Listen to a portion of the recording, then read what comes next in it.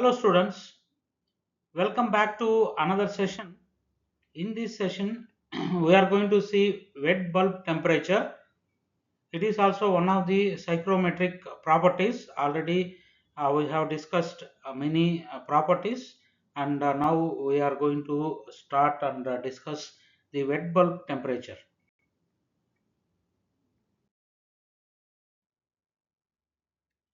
So these are the topics we are discussing in unit number 4, and now we are discussing wet bulb temperature.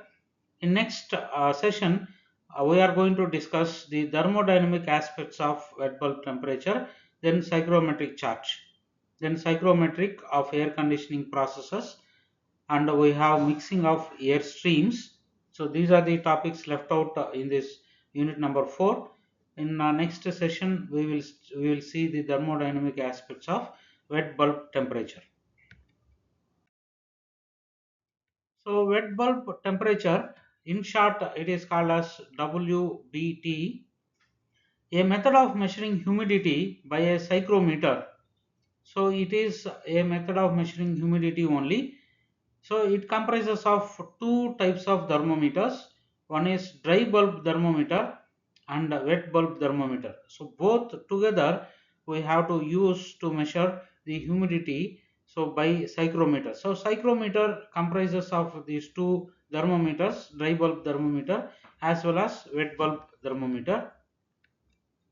So principle of measurement, the dry bulb thermometer is directly exposed to the air and measures the actual temperature of air. So here the dry bulb thermometer is directly exposed to the air and measures the actual temperature of air. The wet bulb thermometer has its bulb covered by a wick through wetted by water.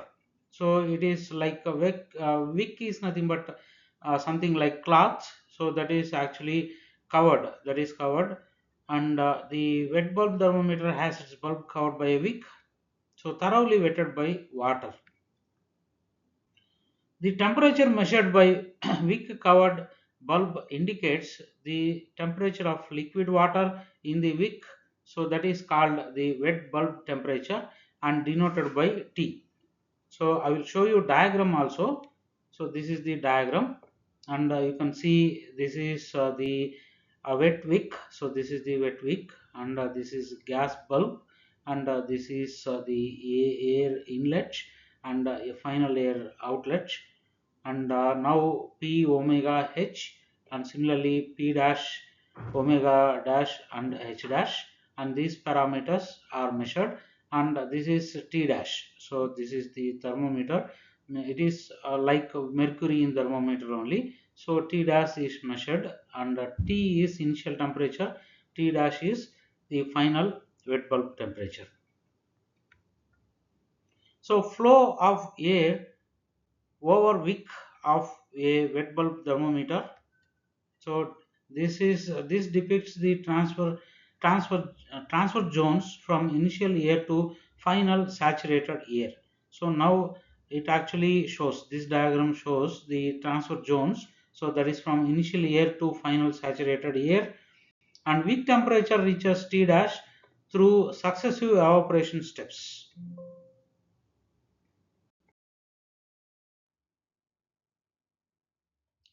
So here the working mechanism, when unsaturated moist air at A flows over water in the wick at F, the partial pressure PV. So the partial pressure PV of the water vapor in the mixer is too low for equilibrium with the liquid, which exerts saturation pressure PS. So water evaporates into air, increasing vapor pressure to PS1. So I will show you that in diagram, that is TS diagram. The enthalpy of evaporation is derived from liquid water and air. So accordingly the state of water to drops to F1, and vapor pressure to PS1, and air moves to state 1. So this process continues until equilibrium at a temperature T dash is reached in the wick. At this point, leaving air is saturated, that is T dash equal to G dash equal to G. The heat required to evaporate water is equal to the heat transferred from air. So this is the diagram. So this is the TS diagram, and this point is TD, and this point is T dash, and this point is the maximum temperature T, and that is measured T. And in between we have these are the states F, F1, F2, F3, F4, and F dash, and F dash is corresponding to T dash, and we have G dash, and similarly here G, G1, G2, G3, G4, and G dash, we have final point D. And now this point, this is the curve from 2 to 3, and this curve 3 to 2 we can say. So this curve is known as process in wet bulb thermometer, and this is PV dash equal to PS dash here, and this is PS, this is PS1, and similarly we have PV, and this is point A. So this is the diagram, and all these points we can see here in this TS diagram. So change of state of water vapor in air flowing over a wet bulb thermometer. So here when the air is flowing over the wet bulb thermometer, this process is taking place from 3 to 2. So that is process in wet bulb thermometer. The diagram shows successive vaporization and enthalpy exchange processes. So the successive vaporization and enthalpy exchange processes we can see clearly in this diagram. The final state of air is at the wet bulb temperature T dash on the saturation curve. So this is the final state of air. So final state of air is at wet bulb temperature T dash. So this is the T dash. So this is the final the saturation curve, and the saturation curve we can see at T dash. So this is the TS diagram, and what is happening here is 2 to 3, that process is known as wet bulb thermometer measurement is happening.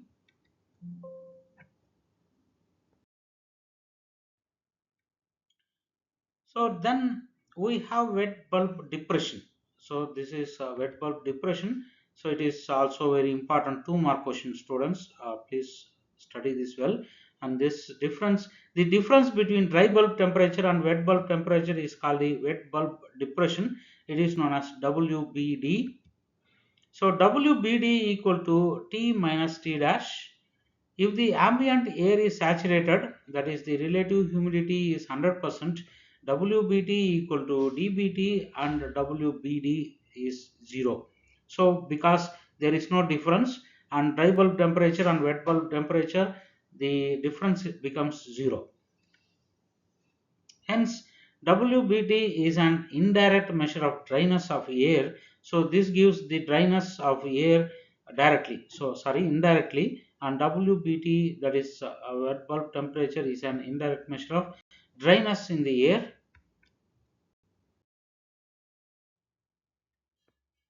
So thermodynamic interpretation here, WBT is not the true thermodynamic property. So wet bulb temperature is not a property actually, but a temperature of equilibrium between heat transfer from air to water and mass transfer of evaporated vapor into air. So that gives the equilibrium.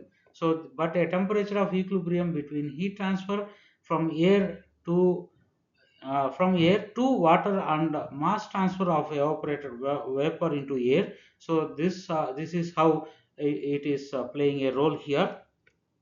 The process depends on the enthalpy of vaporization, air temperature, partial pressure, difference. So that is nothing but PV dash minus PV in the TS diagram, and the energy balance at the weak surface. So FGA into T minus T dash equal to MV HFG dash equal to KDA PV dash minus PV into HFG, where we can have FG is a heat transfer coefficient and A is surface area, MV is equal to rate of evaporation and KD equal to mass transfer coefficient and HFG dash equal to enthalpy of vaporization at wet bulb temperature, PV dash equal to saturation pressure at T dash, PV equal to vapor pressure of unsaturated air. So wet bulb temperature expression. So rearranging the earlier equation. So T dash equal to T minus KD by FG HFG dash PV dash minus PV.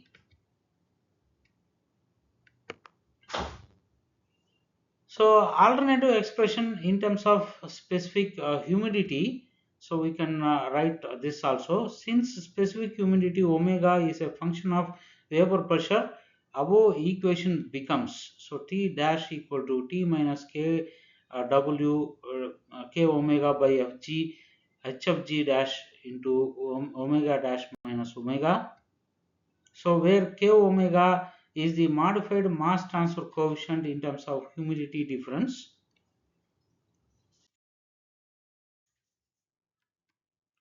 So units of mass transfer coefficient.